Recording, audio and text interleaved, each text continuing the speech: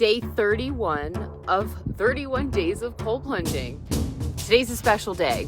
If you've tuned in or not, I'll let you know why.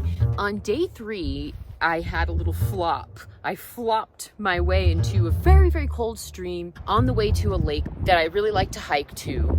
And I planned to do the submersion in that lake, and I did not last very long in that lake. I didn't do a full submersion, and I was a bit bummed, but it was one of those things that's like, we learn from our failures, and even if there wasn't a big learning lesson from the failure, it's like you just get back to the practice. It doesn't matter. You win some, you lose some. I'm really learning that, and I kind of like that phrase a lot over the years because it just has this some days you win some, you lose some. We don't need to get super attached to like our failures and stuff. And this is like being a very lifelong lesson for me, coming from a perfectionist mentality. Do you relate to that? Many people suffer from this whole perfectionistic mindset, and it's really all about ego in the end if we trace it all to where this is derived from. But today I am going to hike in there. I'm going to backpack in there actually. I have hiked that trail many, many times, but I never slept the night there. And every time I'd go, I say, we really ought to spend the night here. It's so beautiful, blah, blah, blah. And so last time I was like, next time we're going to backpack in. So I sort of had this planned for several weeks.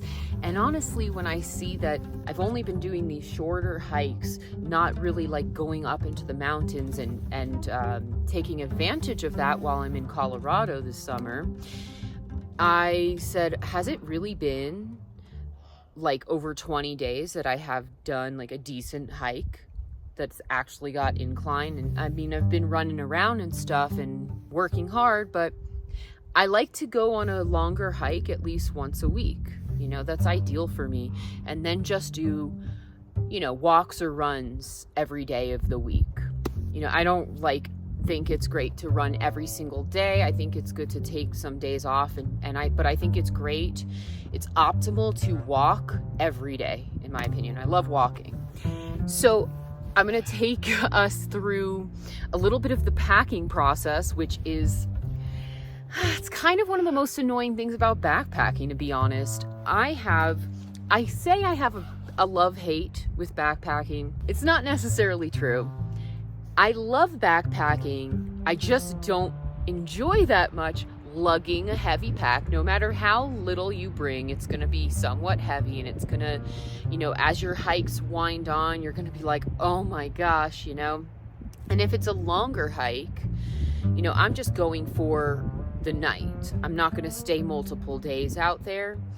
But so that makes it a little bit easier, especially in terms of food, because food often can weigh down the pack. A lot of things can weigh down the pack. So it's a little bit easier, but I still had to set everything up, gather everything. So it's on this picnic blanket, and I'll take you through that process, and we'll do a little bit of holistic product recommendations or lifestyle recommendations. All right, let's get to it. I've got my Osprey backpack here. This is just a little weekender pack that they call it. It's a 46. This is the Kyte 46 liters. This backpack, you know what? I'm gonna spend some time talking about this. Firstly, in general with backpacks, I love Osprey. I tried out doing the lightweight backpacker trend, do we call it? And I was like, I think every backpacker gets a little bit into this at some point, and you decide, are we a lightweight backpacker or not? I really was like, wanted to be. It seemed great, but I tried out a couple of the lightweight packs and I didn't like them. Why didn't I like them? And I'm not going to say specific ones. I can't remember the one that the Hyperlight. I tried that one, and that one a lot of backpackers love. I felt when I was wearing it that it was actually more dangerous for me to wear because it was swishing about too much.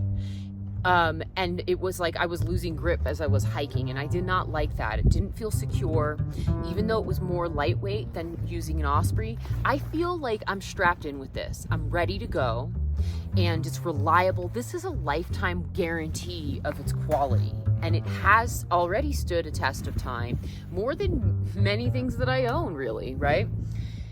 I definitely am gonna invest in a much larger one for backpacking throughout Southeast Asia, which is coming up. This little one I bought when I first started out on my, what do we call this? A certain era of my spiritual journey, where I hit the road. If you've tuned into any of the videos, I've been talking a little bit about this. I packed up all my stuff into a U-Haul, drove it across America, ended up just plopping it into a storage unit at first in Vegas, then I moved it down to Arizona. And instead of thinking I was gonna rent someplace cheap in Vegas, which it didn't resonate for me to be there, I just kept traveling around. I had souped up my car to being car camper compatible, but I ended up venturing a lot into this backpacking journey. I've been a hiker since 2011, since the year that I decided to change my life, since that was the pinprick of my spiritual awakening, was that year that I received really the awakening of catalysts, the pain points. We don't awaken without pain. No pain, no gain. But I went into this really isolation period for 2020, like the rest of us. It's a collective thing, right? But for me and my personal level, I just retreated even more in a different way than I had in the past, where I just got really, really into resourcefulness and survival, and from that survival came thrival. And my health journey took off more than it ever had. It just started to get PTSD cleared from my body, anxiety cleared from my body, all these things that I was shedding for years, it just accelerated.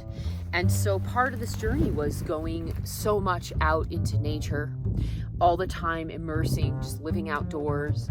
And it's been incredible. It's had a lot of ups and downs, for sure. It's had downs, but you got to take the highs with the lows, or the lows with the highs, and it makes the whole plethora of the journey.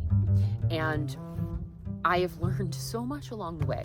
So I really love backpacking, apart from, you get all this stuff in and it's packed up and you're 15 miles in and you're like, oh my God, I just want to get there already to my site.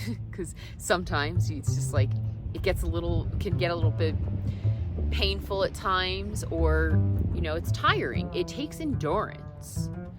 I've met people on the trail who were super fit, no fat on them, just muscle, and they are beat when they go on a big extended journey.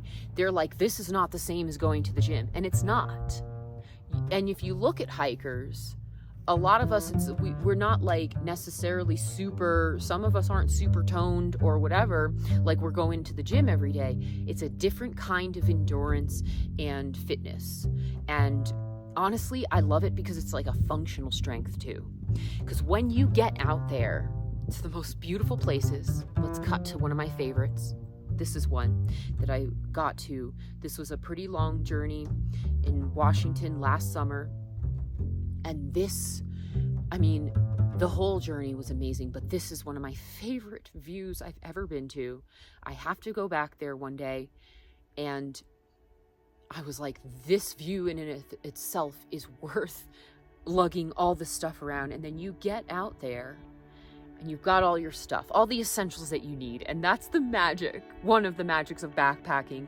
Apart from you're out there in the wilderness, sometimes you don't see anyone else. Sometimes you see a few other backpackers, and a lot of people, I think, would hate this. It's frightening to people to be alone in the wilderness amongst just nature. It is totally divine to me. That's where you really lose yourself. Like Alan Watts said it. Cut to this quote. I'll read it out. I'll tell you what hermits realize.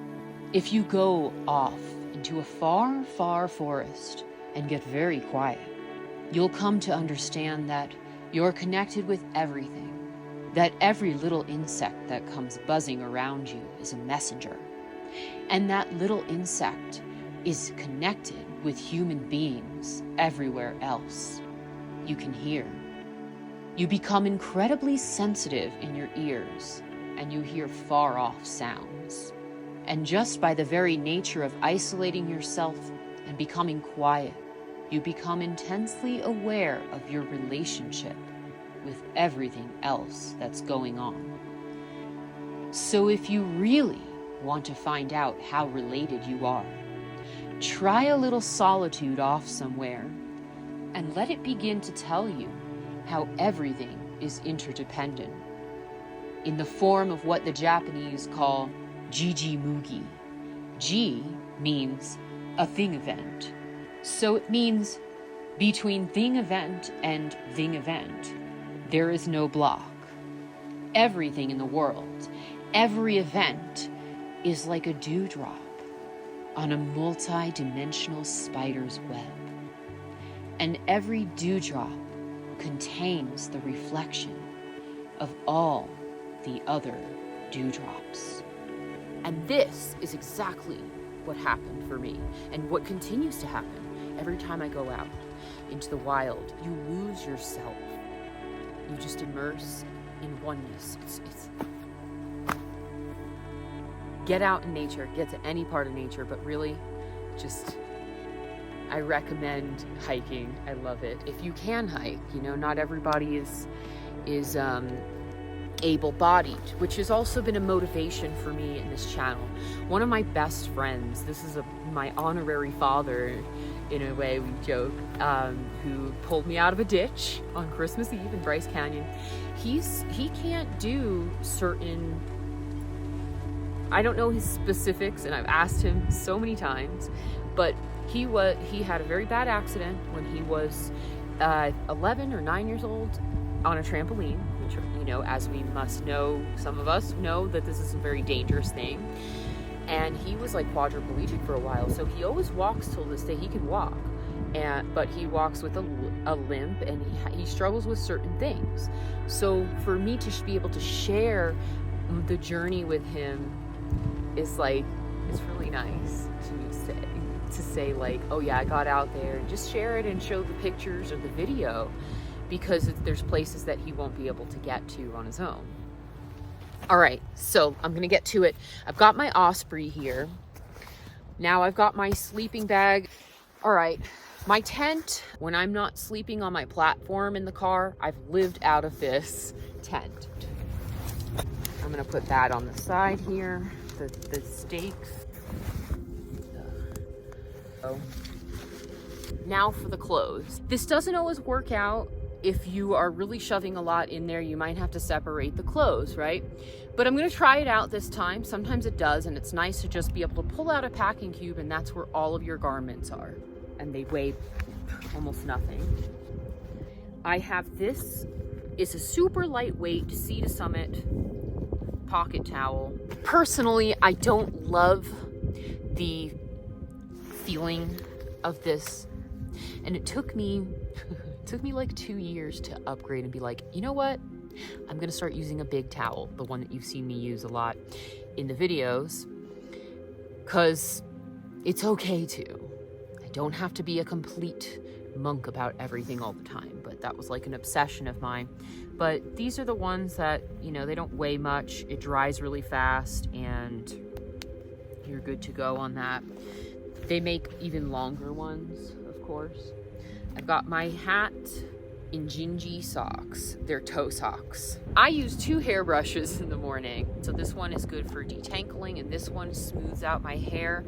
I have much less baby hair things. And I use a little spray bottle on my hair of water. And I do my hair like that. And you know what? Because especially because I'm filming and I take pictures backpacking, kind of want to look decent, where my hair's not all over the place.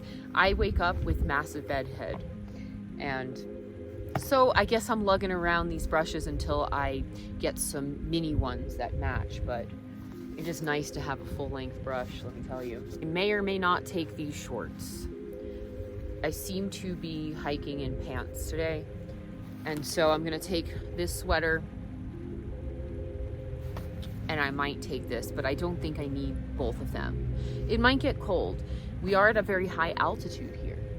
And of course, the camping pad. This is the blow-up inflatable pad. I really, really like this one a lot. This is the Nemo Tensor. I recommend this. I always bring my pages, my morning pages, but what I will do is I will cut out like 4 pages out of here to cut down on weight. I might want more, but I can always use this sketchbook, and I will stuff them into here. This isn't what I would normally bring. It's definitely gonna weigh down the pack. Seriously, every paper weighs down the pack. These pencils in there. I've got a little cup if I wanna get some water going for watercolors. I'm gonna bring my view catcher. I love this. This is for artists. If you wanna have your proportions, you know, you draw it out first, you look through it and you find your view. It's awesome, and it's got little measurements on it so you can line that up for what kind of paper dimensions that you're drawing on. I've got my toothbrush. I'm gonna take my thermometer, maybe extra pair of shoelaces, Band-Aids. I will be honest, I don't really have a good first aid kit. Even though I am a wilderness first responder, I've only taken that course once, and it was a lot of information at once. So that's gonna be a work in progress, I'll say. I'm gonna bring some blister pads just in case, and I've got a little pair of scissors in there, some tweezers, and my eyelash curler. And you don't need money in the wilderness, but who knows what will happen. I take my ID and a credit card and a little bit of cash, and if I have a permit for camping, I'll take that along too, of course, but I don't need one where I'm going. Floss, always gotta floss. It's very good for us. My tongue scraper. If you don't use one, you ought to, because this, when you see the gunk that comes off your tongue, even, you know, after sleep or, you know, before bed or any time of the day, this is essential. I scrape my tongue 3 to 5 times till it comes out clear, and so much bacteria comes off of it. A nail file, yes, I bring those. You never know when you really have a snagged nail that you really want to just file. I can't stand that. I've got just a little supply of my NAC, and zinc. I'm taking some salt, taking some pepper. I take salt, not just for my food, but this is how I brush my teeth. This is holistic dentistry here. I use sea salt and baking soda. Mix them equal parts into the palm of your hand, or you can mix them into one of those things and keep it together in a little jar, I mean. And then I add a drop of essential oil. I use peppermint essential oil. Different essential oils will do different things for the body. If you haven't cracked onto essential oils, oh my God, do it. But make sure you get organic and good quality. Anyway, baking soda is a natural whitener. You know, mind the fact that you're gonna save money using the sea salt and baking soda. Baking soda costs like nothing. And sea salt, you know, it may be a little more expensive. It's the essential oils a little pricier. I think this bottle's around $11, but this lasts so long. You can use tea tree oil as well. I don't like the taste of it so much. I like peppermint. Face oil / moisturizer. This is a Living Libations rose oil. I'm gonna take some Palo Santo, lighter, cannabis. Sometimes I like to have some, especially outdoors. This is Hoppe. This is it's like a sacred snuff. I've been using it here and there sometimes to meditate. It's a cleansing thing. It does burn, and it opens you up, especially it helped align me to the feminine force, and a lot came from it. I could say a lot about it, but we'll leave it there. But that's my snuffer, and I might use it later and meditate with it. Some lip balm. I really like this Alba brand. It's really nice, organic. It smells so good. and it tastes so good. My spoon slash spork, a clip, some scrunchies, makeup, gold, very goddessy. I'm gonna take some Living Libations Forager's Balm. This smells amazing. Oh, it smells really good. Better than any kind of insect repellent that I have bought, and it's just so clean. It's so clean. So that's my bug balm basically. I had the spray, but it's out. And sunscreen. This is made from zinc mostly. I've got my mouthwash bottle, and I put really clean water, like some reverse osmosis water, a couple drops of essential oil, the peppermint essential oil, and sea salt. It's best if you do that when it's warm and you kind of get the sea salt to disintegrate, to dissolve, I mean. And then I don't always do that, but I shake it up, and that is my mouthwash. That's a holistic mouthwash. The other stuff that they're selling, all that crap like Listerine, it's not good for your mouth. It's not. It's another thing, like I'm saying before, that it just eradicates all of the bacteria, and it kind of like upsets the balance of your oral hygiene. That's the best way I'm gonna put it. But we'll talk more about holistic dentistry in a different video. Okay, I admit, I bring a mirror to do my hair and face. And you know what, that's fine. I might find a lighter weight one at some point, but I'm bringing it along because it does feel good to do your hair and your face and have a little mirror with you. Some bags for, you know, any garbage I might need to take, you know, leave no trace. This is a BESPOKE bag. These are like, you know, for dog poop, but they're as biodegradable as it's gonna get that I've found. And so that's the one that I'm taking along.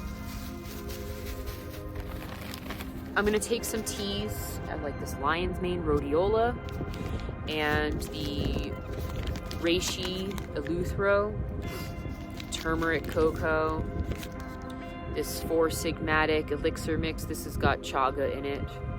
Chaga is a type of mushroom. It also has eleuthero as well, and mint extract, rose hips.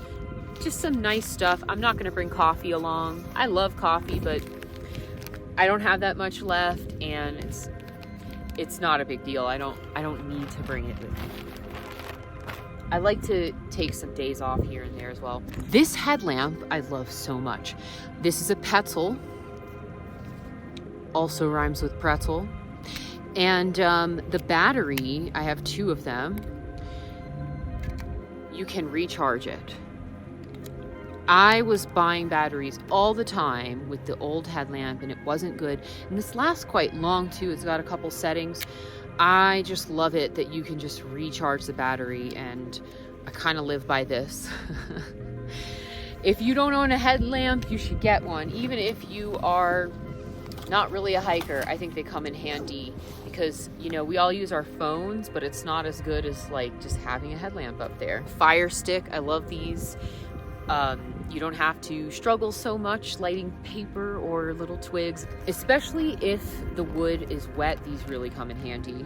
So, you know, if you don't know what it looks like, fire sticks, waterproof. Oh yeah, I'm gonna bring a little nugget of Dr. Bronner's with me. I caught this bar. I love Dr. Bronner's. One of my favorite brands ever. And I just cut this down. I'm probably not gonna shower out there, honestly. But I bring it along, you know, just in case. This is biodegradable soap.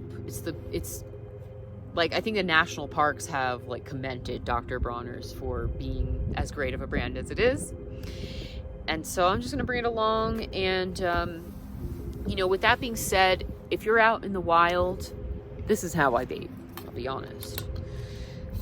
I put my water in this, and I take it, you know, you gotta take it like 100 feet away or so, because you don't want the soap or anything to get into the water sources. It's just good practices, right? I didn't know all this stuff in the beginning of my journey, and you know, you learn along the way. And so that's one of the things I want to share. So you take it away. My poop shovel, as it's called. Well, no, it's not called that. It's called, what are they called again? Whatever.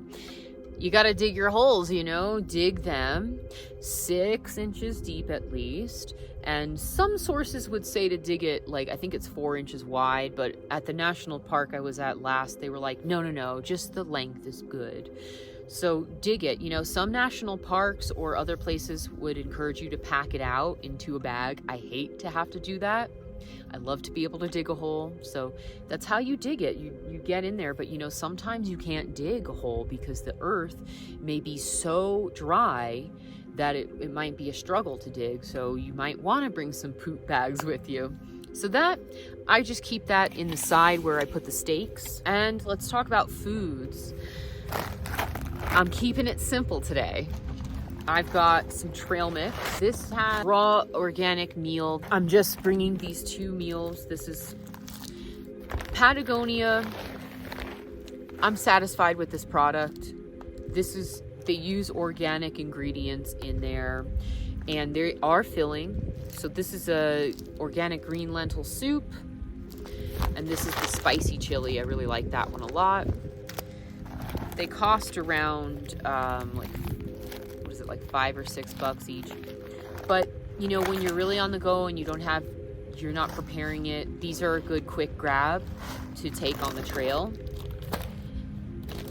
especially if you're like on a long journey. And I am gonna lug this around. I think this is a pumpkin that I'm gonna cut up and boil and eat pumpkin along, and I'm gonna bring a lime. I don't recommend taking a bunch of heavy fruits or veg with you. I take seaweed when I go backpacking. Dried seaweed weighs nothing. It's a good source of nutrition in so many ways, more ways than the bag that you buy it, that it comes in is gonna say. It's so good for your body, seaweed. But I like it backpacking because I can't take a bunch of fresh veggies with me, but it gives me greens, right? And you know, I love seaweed. Sometimes I will take, these are dehydrated beans. These are organic ones I can buy at natural grocers. Sometimes I'm not around a natural grocers, so I might not be able to buy this, but you can get anything online, of course. And it's super filling, some black beans, and you can, you know, cook it real fast and eat it. I'm gonna bring my jet boil, except I'm gonna take just this small one because I'm only going on a short journey and I don't wanna take much weight with me. So I'm gonna take that out. And that is my little stove. This weighs not much and I can boil with that. Okay, water. I'm gonna take my water bottle that has my good clean water in it, and I'm gonna take this other water bottle. This is a water to go. This is a filter. It will filter any water in the backcountry, wherever. I'm definitely taking this to India and all of the other places I travel with a couple more filters. It filters out both bacteria and protozoa. A lot of filters filter out just one or the other. The bear canister, I guess I'm gonna take it. Some places you're supposed to take it. So I'm gonna put my food in there. My toiletries, put this, that fits.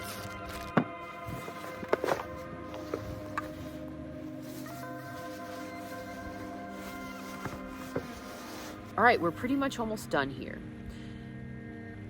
Apart from all this, I have to take my electronics, the cords for the power pack, got this one, and of course I have to pack my tripod out. I'm gonna squeeze them up there. So we lift it onto our knee and over. Don't just swing it over yourself, you know, apparently it's bad for you. And that's it. Actually, this is not a bad weight at all. Of course, if I had more food for more days, it would be much more difficult.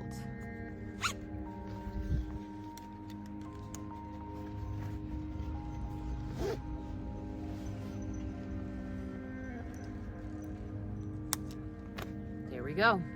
You know, if you were going for longer, you might want to bring an extra shirt, but let's be honest. Most of us don't pack too much to keep it light.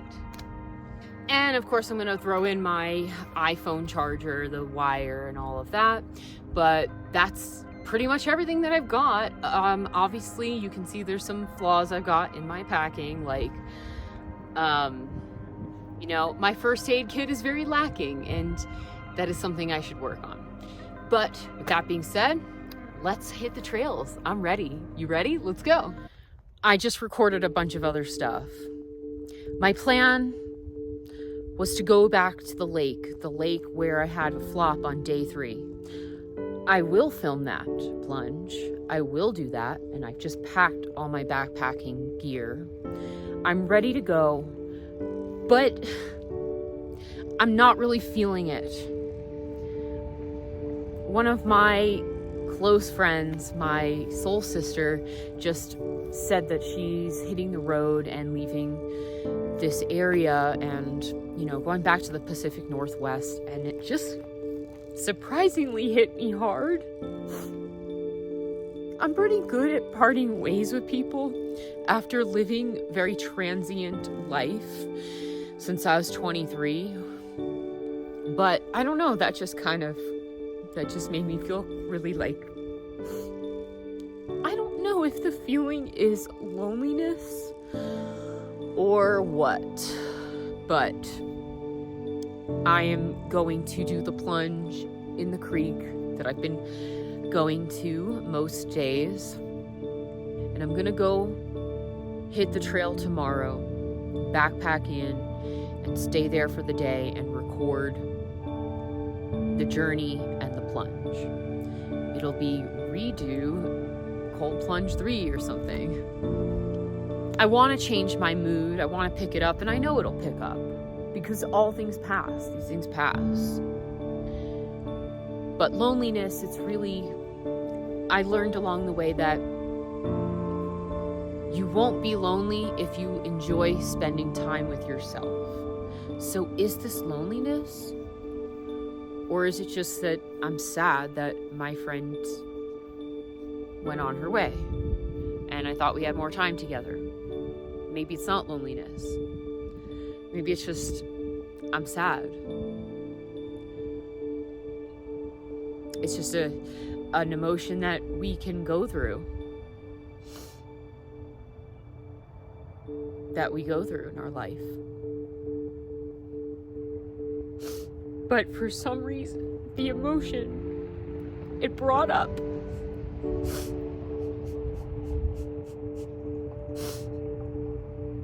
that feeling of me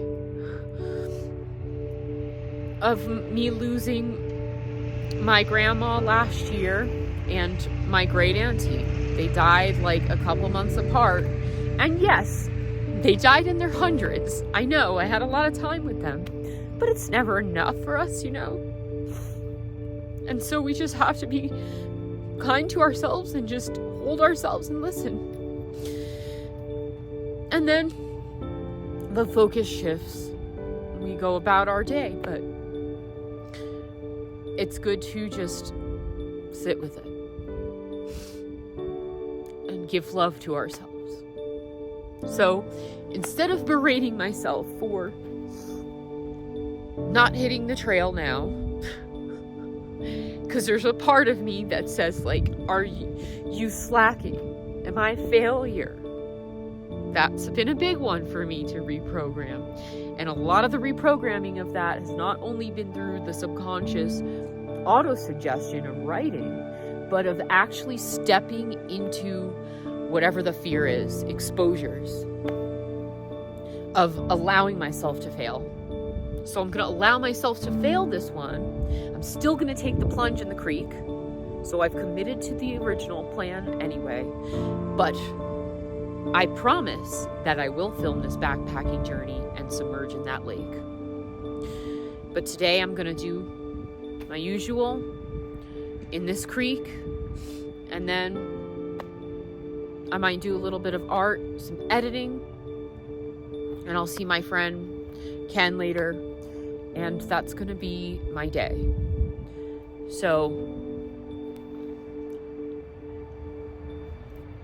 And that's going to be my day of connecting anyway and just riding this out.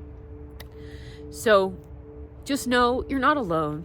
And I appreciate you joining in on the channel and being present here.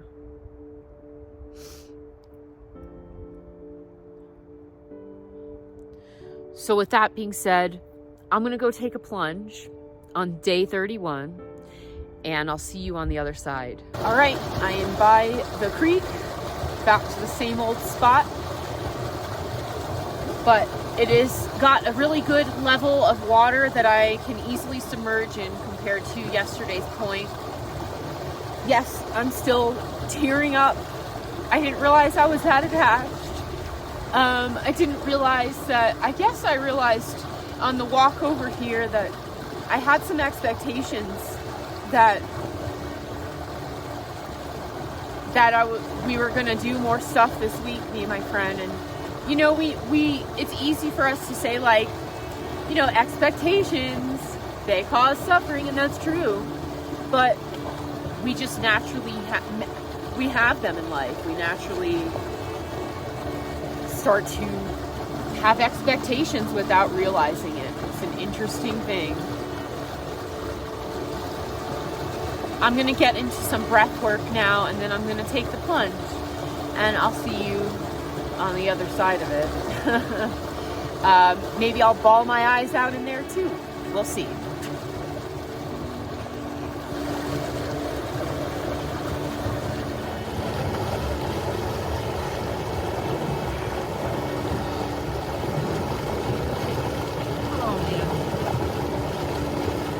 Getting in it. Woo! Woo!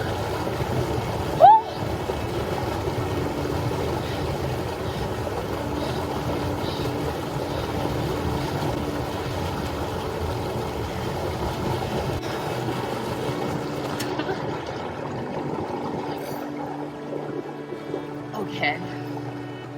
I've cried my eyes out.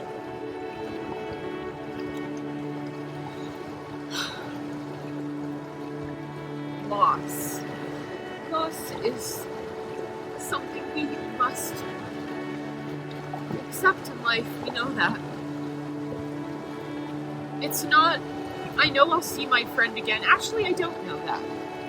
But I guess what this triggered, or it just triggered all these things in me of losing my grandma and my auntie last year. And I'm gonna talk about each of them in a different video.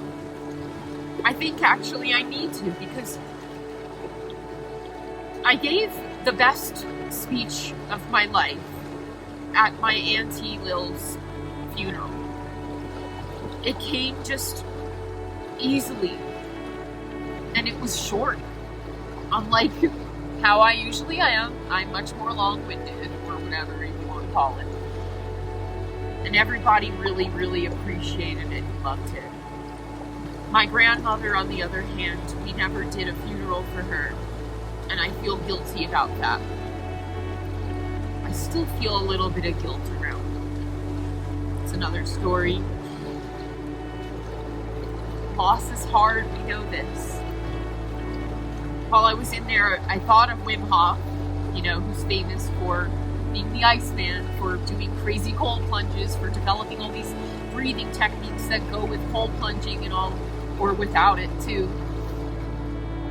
And, you know, he lost his wife. She committed suicide. I can't imagine how hard that must have been.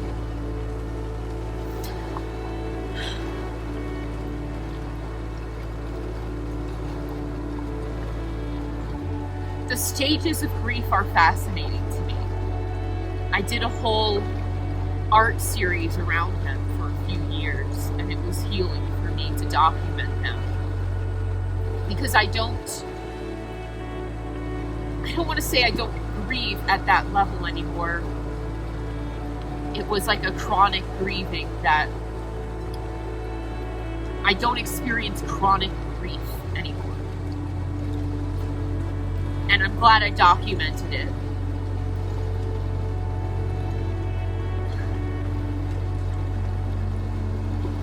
I'll end this by saying, if you are experiencing loss, my heart is with you right now. Just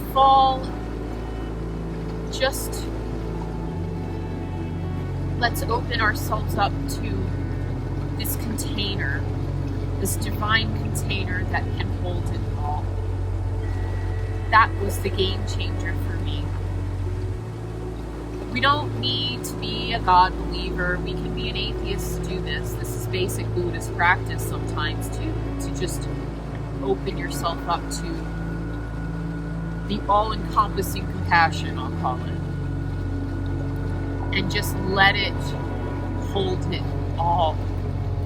We don't need to feel completely alone while we're going through loss. We can connect with that presence that holds it all. My heart is with you. I'm sure I'll probably be all chipper tomorrow again, and I'll see you then. Lots and lots of love to you. Like this video, subscribe, and I will see you tomorrow in day 32, which will be a redo of day 3 at the lake.